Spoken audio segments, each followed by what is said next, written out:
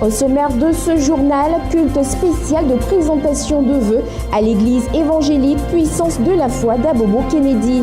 Le pasteur Mohamed Sanogo a présenté le vendredi 3 mars dernier son second album musical intitulé Sur les ailes de la foi. Et aux États-Unis, le nouveau décret migratoire du président Donald Trump doit entrer en vigueur le 16 mars prochain. Madame, Monsieur, bienvenue à cette édition du journal sur Béni TV. Débutons par le culte spécial de présentation qui s'est tenu à l'église évangélique Puissance de la foi d'Abobo Kennedy. C'était le dimanche 12 mars 2017. Ovation, cris, acclamations. C'est dans ce décor de joie que le révérend prophète Ézéchiel Séa et sa petite famille font leur entrée au sein de l'église évangélique Puissance de la foi d'Abobo Kennedy. C'était à l'occasion du culte spécial de présentation de vœux au révérend prophète Ézéchiel Séa.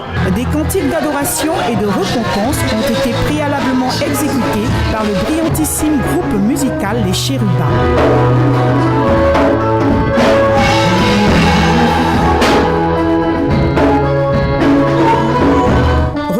Par la présence d'illustres serviteurs de Dieu, dont le prophète Élie du Nigeria et la prophétesse Alexandrine Cassie, le culte a évolué dans une sphère de feu avec l'exhortation de l'évangéliste Timothée de la chambre haute sur le thème « Je refuse de semer pour que quelqu'un d'autre moissonne à ma place », thème soutenu par le livre de Juges chapitre 6. Enfin, comme la cerise sur le gâteau, la cérémonie de présentation de vœux est venue pour couronner le culte. Au menu, accolades et nombreux présents offerts par le conseil et tous les départements de l'Église. Et, pour sublimer ce moment, l'épouse du prophète lui adresse des souhaits attendrissants. Papa, je vais élever la voix pour prier à mon Dieu, qui te protège, qui t'assiste, te bénisse puissamment pour tous les efforts que tu fais tellement que nous sommes. Tant à la maison, à l'église, que Dieu te bénisse puissamment, que tu t'élèves puissamment.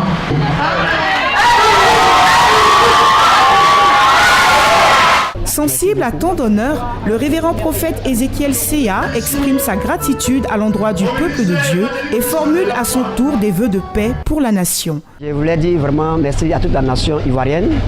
Et merci aussi également à tout le peuple du corps du Christ.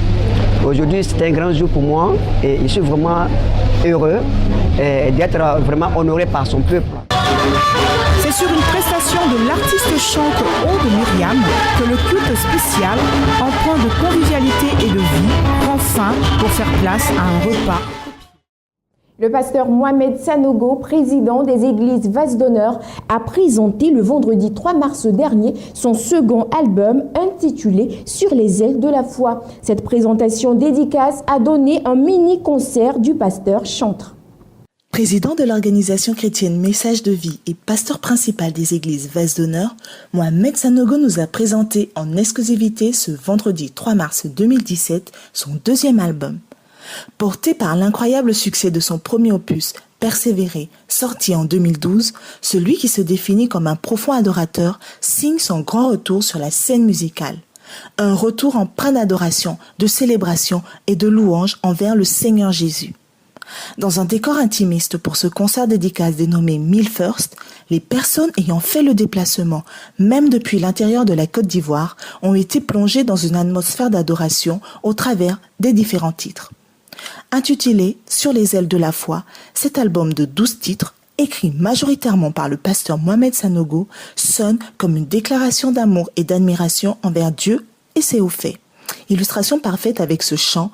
Sur les ailes de la foi, tu peux tout voir, seulement tu le vois. Les textes percutants de cet album nous donnent de redécouvrir le pasteur Mohamed Sanogo dans une nouvelle dimension de foi et encore plus passionné de Christ. Mais vraiment, nous encourager à adorer Dieu, à être des adorateurs, que ce CD-là, que ces chants puissent vous aider à communier avec le Seigneur dans la présence de Dieu.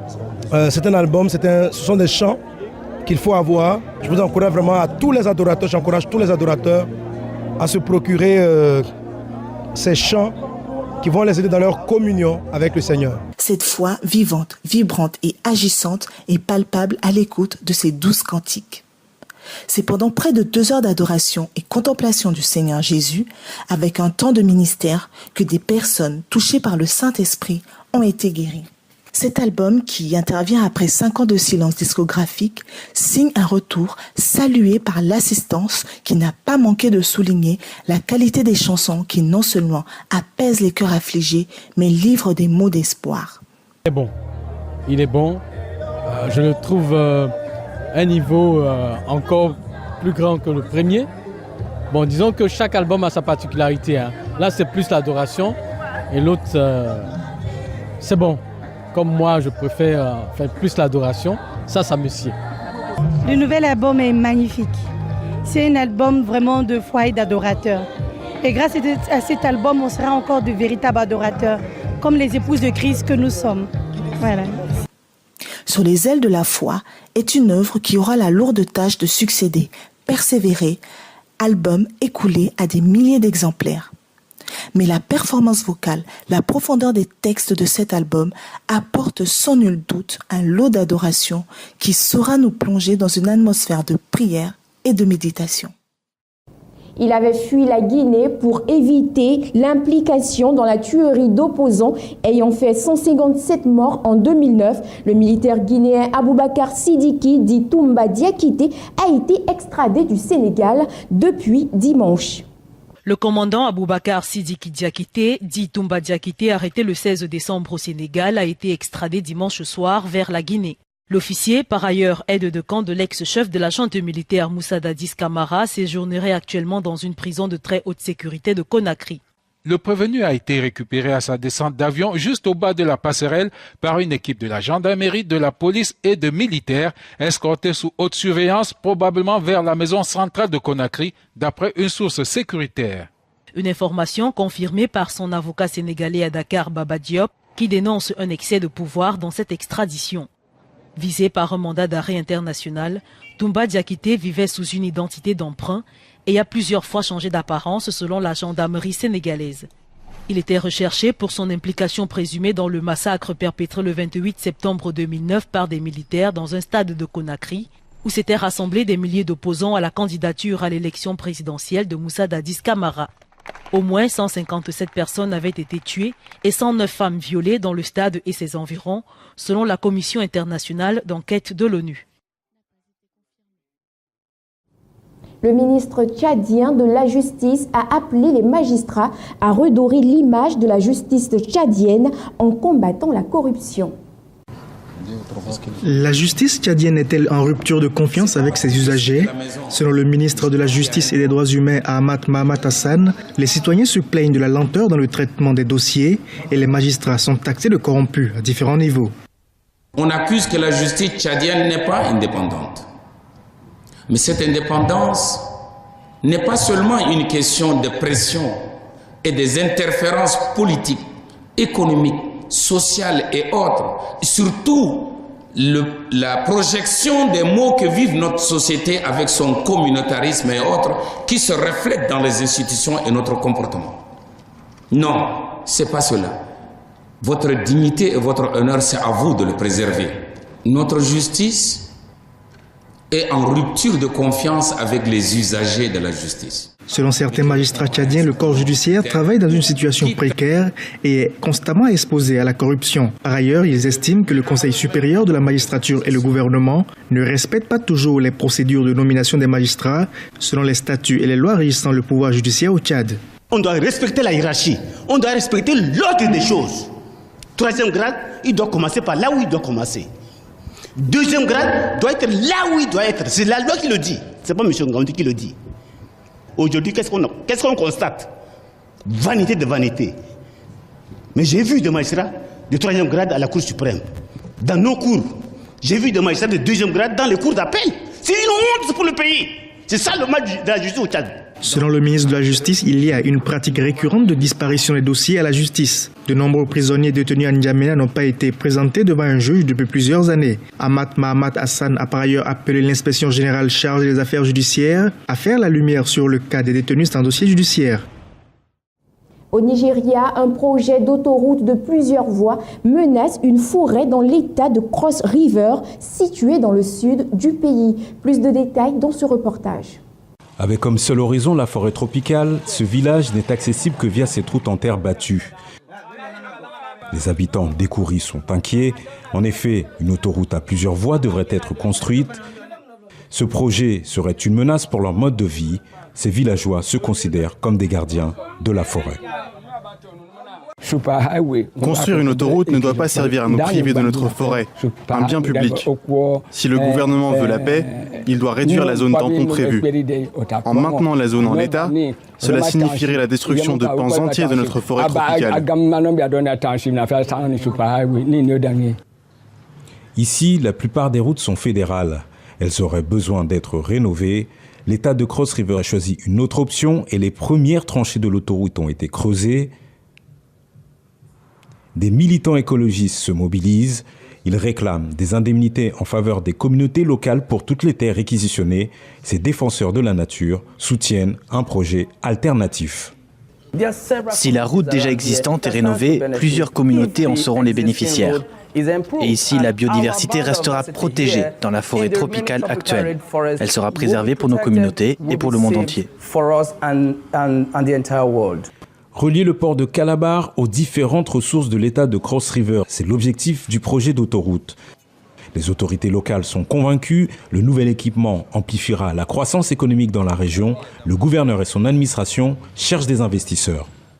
La forêt est notre bien à tous, le monde entier l'aime, mais nous avons juste besoin d'un bout, une petite portion de terre pour construire cet équipement routier. Cette autoroute est indispensable pour l'essor de notre état de Cross River. Nous avons d'un côté la forêt et de l'autre cette voie terrestre. Rien, absolument rien ne doit être sacrifié. Nous souhaitons avoir les deux ensemble et nous souhaitons les conserver ensemble. À cause des mauvaises routes, les agriculteurs peinent à acheminer leurs récoltes sur les marchés. En revanche, ils redoutent toujours une autoroute, synonyme pour eux de destruction d'arbres et donc de fruits. Des centaines de militants de l'opposition sud-africaine ont manifesté à Pretoria afin de dénoncer le non-paiement des allocations sociales.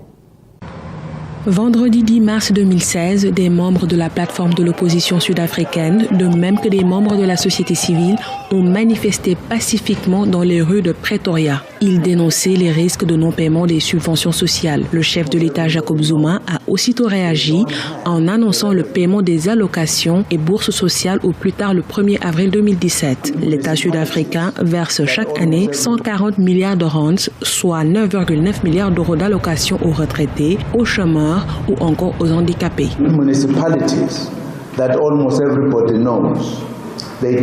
Nous sommes conscients que notre pays traverse une période difficile. Il est vrai que notre situation financière est instable, mais je m'engage à régulariser d'ici le 1er avril la situation des 17 millions de personnes bénéficiaires des allocations sociales. Depuis plusieurs mois, la situation sociopolitique de l'Afrique du Sud est tendue et est émaillée de violences et de manifestations. À cela s'ajoutent des scandales de corruption, une vague de xénophobie et un taux de chômage avoisinant les 27,1% de la population active. Face à cette situation, le président Jacob Zuma appelle au calme. Le gouvernement, notamment le ministre des Finances et le directeur du Trésor public travaillent d'arrache-pied pour combler les déficits budgétaires. Donc je demande au peuple sud-africain de rester calme. La crise interne au sein de l'ANC n'arrange pas la situation sociale. Parallèlement, l'opposition sud-africaine accuse le régime en place de corruption et de malversation. À de nombreuses reprises, elle a appelé à la destitution du président en exercice, Jacob Zuma. Le volet international débute par cet autre référendum qui aura lieu en Écosse sur l'indépendance du pays après le Brexit. L'annonce a été faite par la première ministre écossaise Nicola Sturgeon. La première ministre écossaise Nicola Sturgeon va demander la semaine prochaine un référendum sur l'indépendance de l'Écosse. L'annonce intervient alors que la Grande-Bretagne s'apprête à déclencher le Brexit, mais Nicola Sturgeon souhaite que les Écossais, s'ils le souhaitent, puissent rester au sein de l'Union européenne. Je vais maintenant prendre les mesures nécessaires pour qu'à l'issue du processus, l'Écosse ait le choix, soit suivre le Royaume-Uni sur la voie d'un Brexit dur, soit de devenir un pays indépendant. Je confirme aujourd'hui que la semaine prochaine, je demanderai au Parlement écossais de m'autoriser à trouver un accord avec le gouvernement britannique pour lancer la procédure qui autorisera le Parlement écossais à légiférer sur un référendum d'indépendance. Dans un communiqué, l'appareil de la première ministre britannique Theresa May estime que l'annonce d'un référendum est un facteur de division qui intervient au pire moment possible.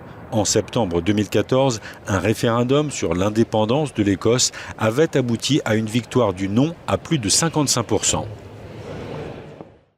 L'OTAN a appelé à une désescalade afin de désamorcer la crise diplomatique avec Istanbul après l'interdiction de meetings pro-Erdogan en Allemagne et aux Pays-Bas.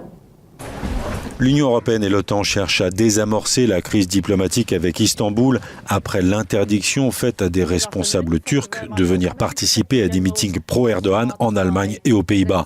Le secrétaire général de l'OTAN, Jens Stoltenberg, appelle ainsi à une désescalade.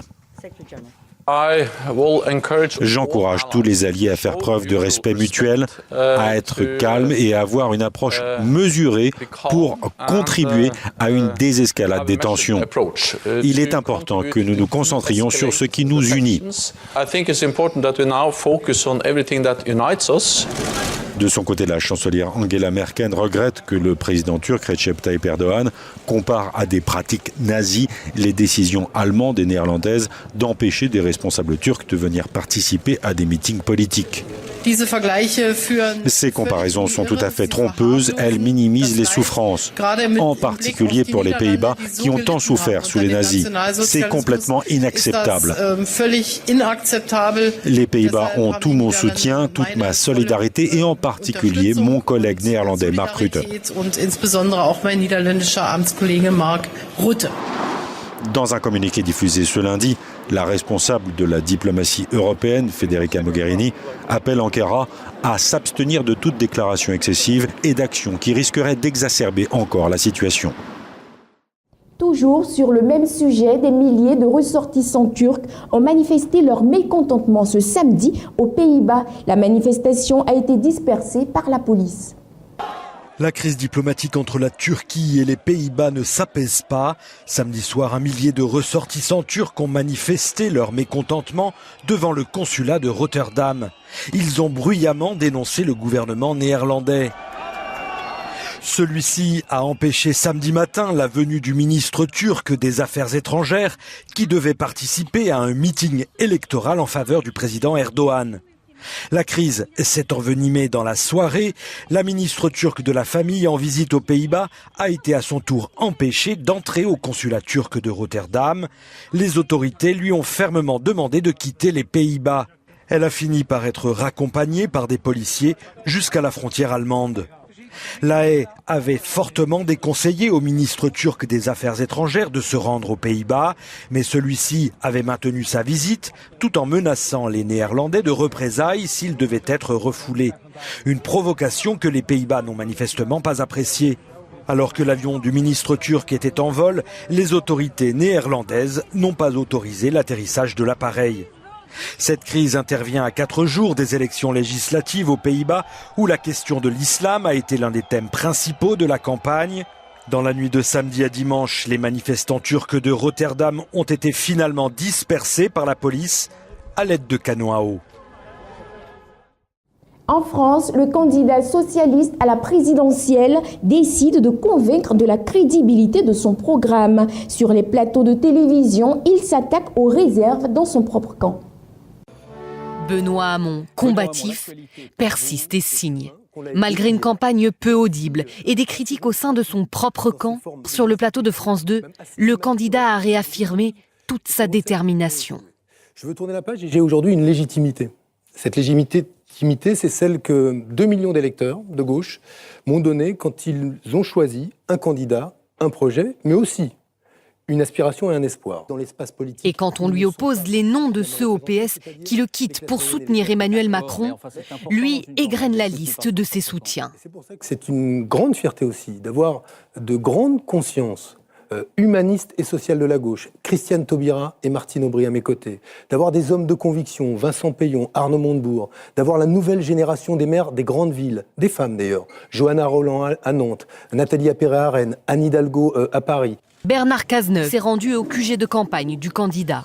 Un soutien de façade de la part du gouvernement, mais dans les mots, le Premier ministre a rappelé à Benoît Hamon l'urgence de rassembler sa famille politique.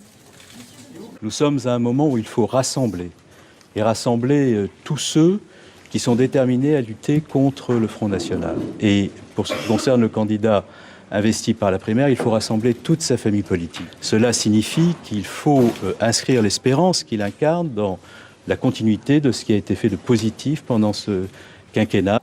Assumer le bilan du quinquennat, difficile pour cet ancien frondeur en passe d'être frondé à son tour. Plusieurs poids lourds du parti ont déjà prêté leur soutien à Emmanuel Macron et d'autres pourraient suivre dans les jours à venir. Le nouveau décret migratoire du président Donald Trump doit entrer en vigueur le 16 mars, fait déjà face à des recours en annulation. Pas encore en vigueur, le nouveau décret de Donald Trump est déjà attaqué en justice. Mercredi, le procureur général de l'État d'Hawaï a demandé de suspendre provisoirement le nouveau texte qui interdit temporairement l'entrée aux États-Unis des ressortissants de 6 pays à majorité musulmane. Il estime que le nouveau décret est aussi discriminatoire que le précédent.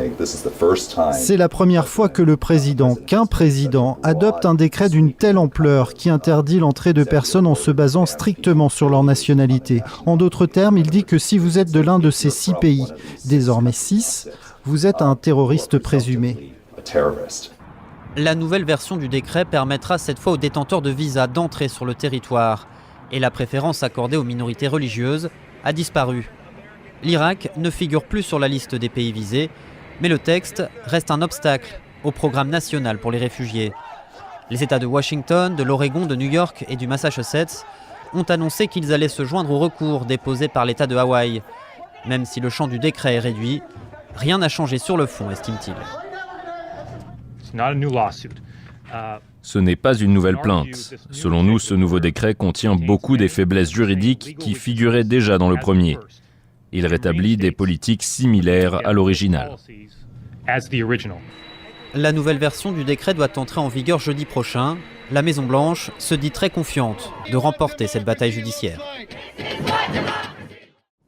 Le boxeur américain Floyd Mayweather va sortir de sa retraite afin d'affronter l'Irlandais Conor McGregor. Suivons ce reportage pour plus de détails.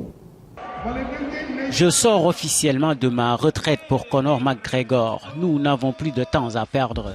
L'annonce a eu un effet de bombe. Floyd Mayweather a donc décidé samedi d'enfiler à nouveau les gants, moins de 2 ans après avoir décidé de se retirer des rings. The Money, comme on le surnomme, sort de sa retraite pour répondre au défi de l'Irlandais, star des arts martiaux mixtes qui n'a cessé de le chercher depuis plusieurs mois.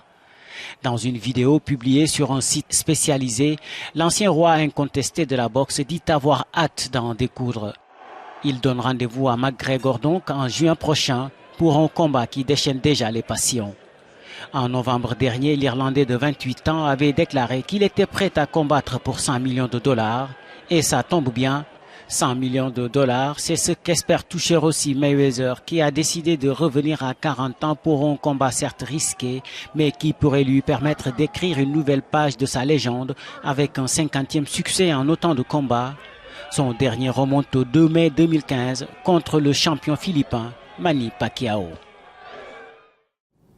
Toute chose concourt au bien de ceux qui aiment Dieu. C'est ici que nous mettons un point final à cette édition. À très vite.